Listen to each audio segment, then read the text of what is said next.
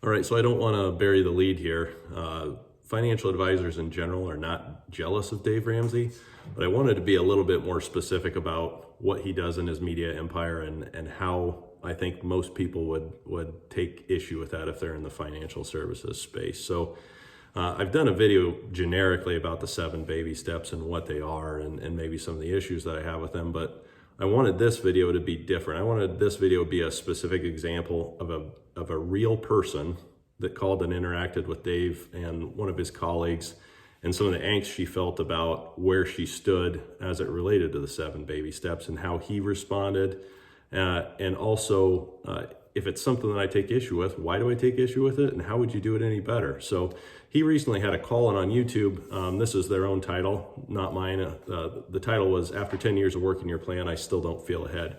And the caller was a lady in her mid-40s, and she basically said, "Hey, Dave, I know you went bankrupt at one point in time in the 80s or 90s and were a millionaire shortly thereafter. How long did it take?" And the basic premise of the call was, we've been doing this for 10 years, but I still don't feel like we've made any progress. And so he goes on to say, yeah, it took me about 10 years. Let's ask some questions. All right. So among the questions they asked were, what's your household income? How has it increased over time? Kind of what is your husband and what do you do?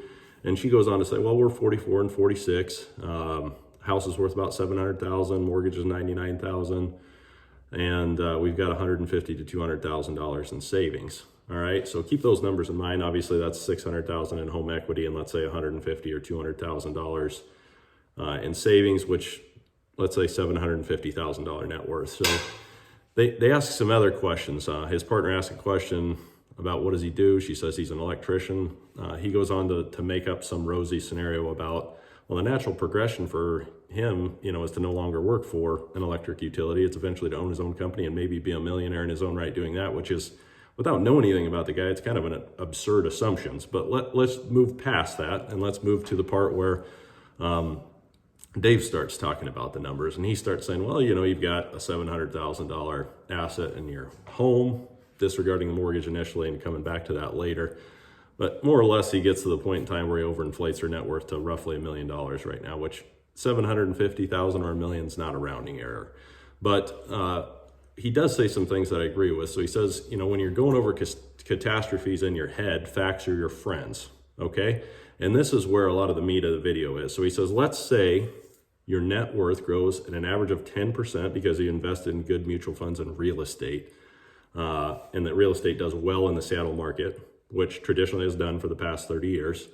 And then he goes on to say, now Seattle could screw it up and cause it to fall in on itself like other cities have done. And this is one of the places where we stop, right? Because this is the red meat of a lot of what he feeds his audience, which is that if you're of a politically conservative bent, you look at that and say, well, Seattle's real estate market doesn't do well over the next 30 years. It's probably because some sort of left-leaning political establishment screwed it up, completely disregarding the fact that it never really makes that over long periods of time. All right. Now, the 10% number is pulled out of thin air, and we'll get back to that later. But what he's going to do is he's going to go on and he's going to use the rule of 72. So he says, if that happens, your million at 44 turns into 2 million at 51, and it turns into 4 million at 58, and then it turns into 8 million at 65. All right.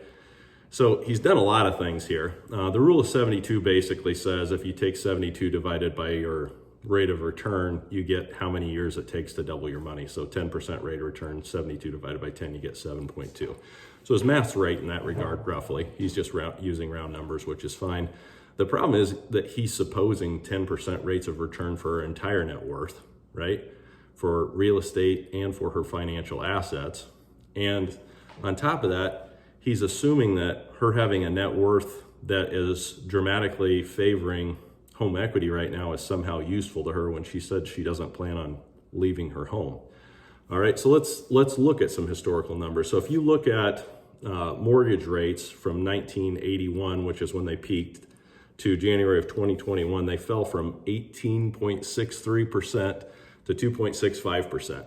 And in that entire time frame, with a period of increasingly lower interest rates, increasingly lower mortgage interest costs, home prices in Seattle since 1981 averaged about a 6.2% per year increase.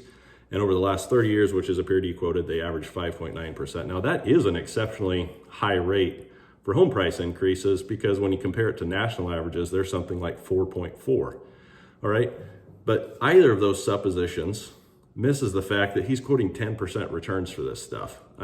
It's utterly absurd to assume that home prices, which average 6% for a 30-year period, are going to average something like that for the next 30 years based on what interest rates have done historically and home prices have done historically. And like I said, it also misses the point that the home equity to her might not be the most useful thing. What she really needs is financial assets, and right now she doesn't have a ton of savings.